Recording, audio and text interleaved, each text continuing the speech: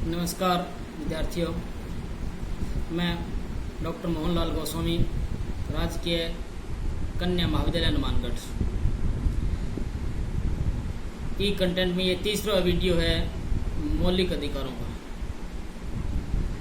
आज हम इसका अध्ययन करेंगे तीसरे पार्ट में धार्मिक स्वतंत्रता का अधिकार व संवैधानिक उपचारों का अधिकार। पहले के दो वीडियो में हमने देखा कि मौलिक अधिकार अनुच्छेद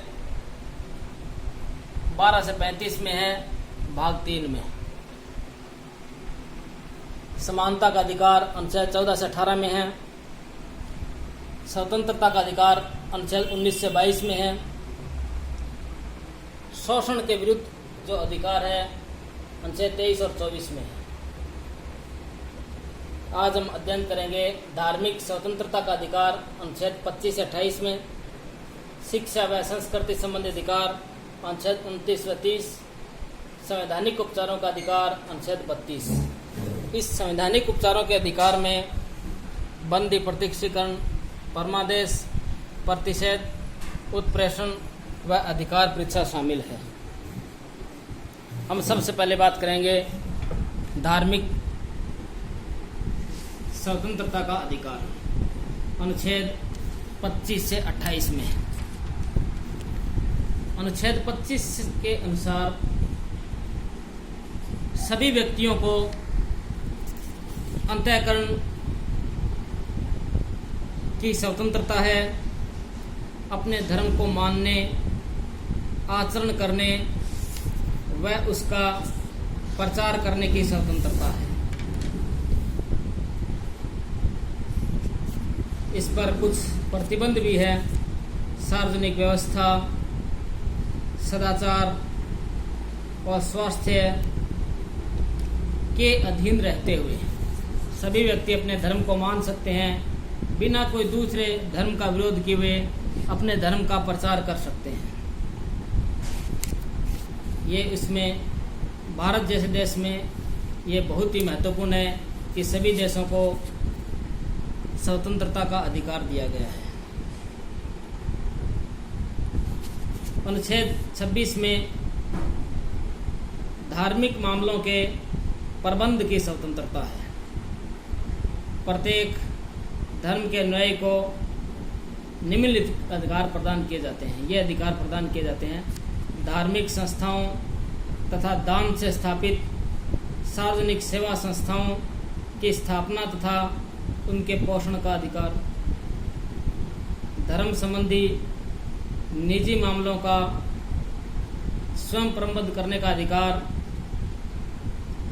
चल और अचल संपत्ति के अर्जन और स्वामित्व का अधिकार, उस संपत्ति का विधि के अनुसार संचालन करने का अधिकार। यानी धार्मिक मामलों में प्रबंध की स्वतंत्रता को विस्तार के साथ दिया गया है, उसकी व्यवस्था कर सकते हैं। अनुच्छेद 26 में किसी विशिष्ट धर्म के लिए कर अदायगी के बारे में स्वतंत्रता, यानी किसी विशेष धर्म के लिए टैक्स नहीं लगाया जा सकता। मध्यकालीन भारत में धार्मिक कर की व्यवस्था थी, जजिया जैसा कुछ कर था, धार्मिक कर के अंतर्गत आता था। इस तरह का कोई कर नहीं लगाया जा सकता इसमें। तो सभी अगर कर लगाया जाता है, सामान्य सभी पर लगाया जाता है और किसी पर भी किसी विशेष धर्म के लिए नहीं लगाया जा सकता। अनुच्छेद 28 में कुछ शिक्षा संस्थाओं में धार्मिक शिक्षा या उपासना में उपस्थित होने के बारे में स्वतंत्रता है। यानी अगर किसी धर्म विशेष का एक शिक्षण संस्थान है जिसमें धार्मिक शिक्षा दी जा रही है, तो आवश्यक नहीं कि सभी विद्यार्थी या सभी नागरिक उसके अंदर उपस्थित हो, उसके अंदर छूट दी गई है।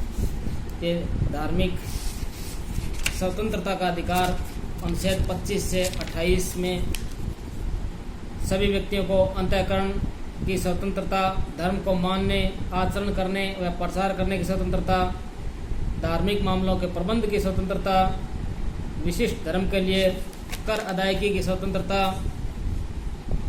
कुछ शिक्षण संस्थाओं में धार्मिक शिक्षा या उपासना में उपस्थित होने के बारे में स्वतंत्रता।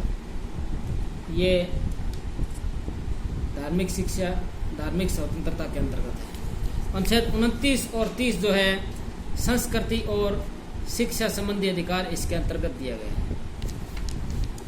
अनुच्छेद 29 में अल्पसंख्यक वर्गों के हितों का संरक्षण है। अल्पसंख्यक क्या है? नागरिकों का कोई वर्ग जिसकी भाषा, लिपि या संस्कृति है, उसे बनाए रखने का अधिकार है। अल्पसंख्यक भाषा या धर्म के आधार पर हो सकते हैं। भारत में मुस्लिम, सिख, पारसी, ईसाई अल्पसंख्यक हैं। 20 जनवरी 2014 को जैन धर्म को भी अल्पसंख्यक का दर्जा दिया गया है, यानी जो कम संख्या के अंदर है। इसी के तहत एक सच्चर कमेटी का गठन भी किया गया था, जिसने सभी को समान अवसर देने की सिफारिश की थी, रेकमेंड किया था। अनुच्छेद 30 में शिक्षा संस्थाओं की स्थापना व प्रशासन करने का अल्पसंख्यकों को अधिकार दिया गया है। जो अल्पसंख्यक ऊपर बताए गए हैं, अपनी पसंद की शिक्षण संस्थाओं की स्थापना कर सकते हैं, उनका प्रबंध कर सकते हैं। इसमें धर्म या भाषा के आधार पर गठन का अधिकार है। धार्मिक, शैक्षणिक व सांस्कृतिक संस्थाओं के प्रबंध का अधिकार दिया गया है। परंतु प्रशासन का अर्थ कुप्रशासन नहीं है, यह सर्वोच्च न्यायालय का है। उसमें प्रशासन अच्छी तरीके से होना चाहिए। अनुच्छेद 29 और 30 में शिक्षा और संस्कृति संबंधी अधिकार है। अनुच्छेद 31 को निरस्त कर दिया गया। 44वां संविधान संशोधन 1978 में इसे निरस्त किया गया। इसमें संपत्ति का अधिकार शामिल था। इसे 300 क के अंदर रखा गया। अब हम देखेंगे अनुच्छेद 32 संवैधानिक उपचारों का अधिकार, यानी जो मौलिक अधिकार दिए गए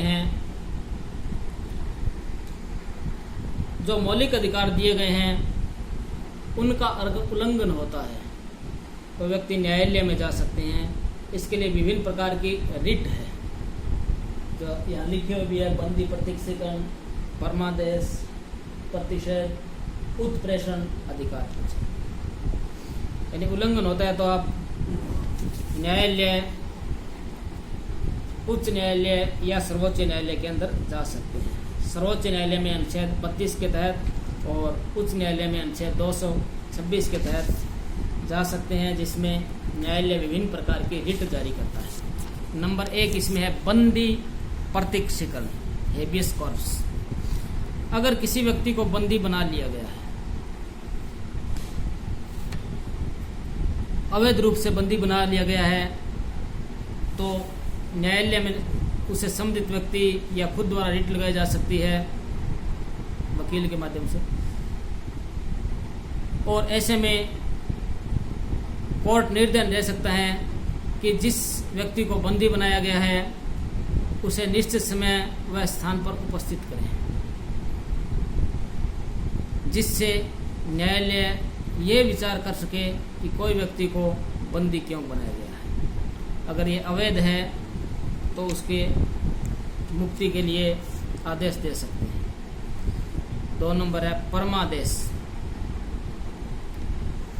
परमादेश 2 शब्दों से बना हुआ, परम प्लस आदेश, ऊपर से जो आदेश आता है उस समय जारी किया जाता है जब कोई अधिकारी अपने सार्वजनिक कर्तव्य का निर्वाह नहीं करता या आज्ञा का पालन नहीं करता। इसके तहत ये आदेश जारी किया जाता है, परंतु इसमें ये राष्ट्रपति या राज्यपाल को जारी नहीं किया जा सकता और निजी अधिकारों के लिए भी जारी नहीं किया जा सकता। ये परमादेश।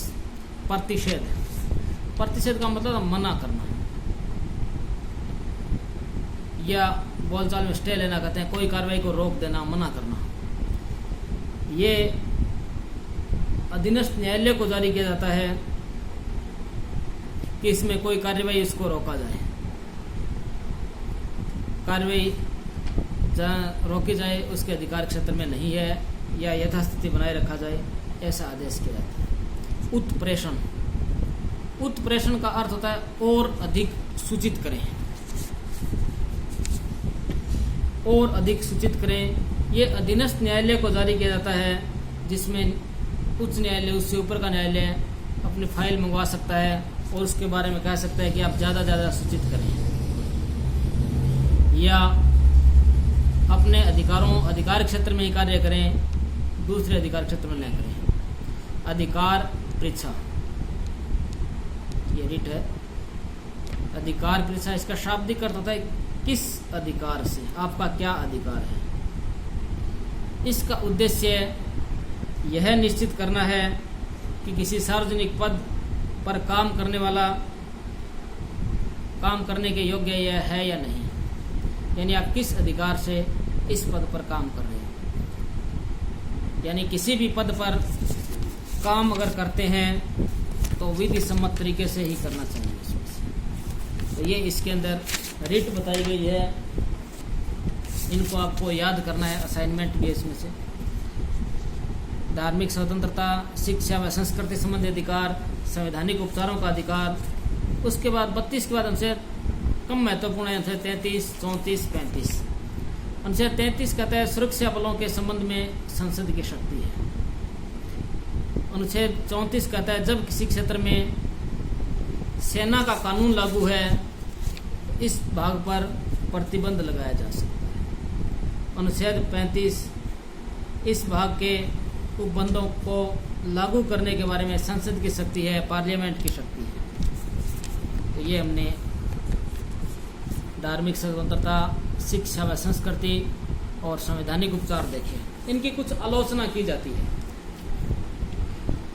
नंबर 1, इस पर बहुत ज़्यादा प्रतिबंध लगाए गए हैं, यानी एक तरफ मौलिक अधिकार दिए गए हैं, दूसरी तरफ उनके ऊपर ज़्यादा प्रतिबंध लगाए गए हैं।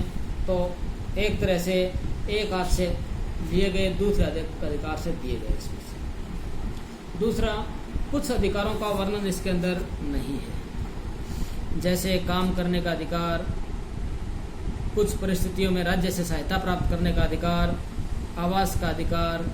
ये कुछ अधिकार है, यानी काम का अधिकार, नरेगा जैसे कुछ दिया गया रोजगार गारंटी, तो उसको विस्तार से लागू किया जा सकना चाहिए। और तीसरा, इसमें जब संकट काल लागू होता है, देश में आपातकाल लागू होता है अनुच्छेद 352 के तहत, तो अनुच्छेद 20 और 21 को छोड़कर बाकी अधिकारों को स्थगित कर दिया जाता है। तो एक तरीके से उनको ऊपर सारे के सारे अधिकार जो है स्थगित हो जाते हैं। ऐसा आलोचकों का मानना है कि ऐसा नहीं है। तो ये हमने तीसरे वीडियो में कंप्लीट करके देखा। पहले में देखा समानता का अधिकार, फिर स्वतंत्रता का अधिकार, शोषण के विरुद्ध अधिकार, शिक्षा और संस्कृति संबंधी अधिकार, संवैधानिक उपचारों का अधिकार, फिर उसकी आलोचना। आपको इसी रूप में इस वीडियो को कई बार देखना है, उसको याद करना है।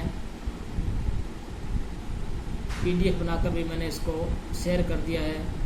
अगर कोई चाहे कि ये मेरे नंबर पर चाहिए तो आप मुझे ये PDF आप मेरे पर्सनल नंबर पर आप मंगवा सकते हैं। ये मौलिक अधिकार BA सेकेंड ईयर का द्वितीय प्रश्न पत्र है, भारतीय राज्य व्यवस्था, उसके बारे में हमने समझा। धन्यवाद।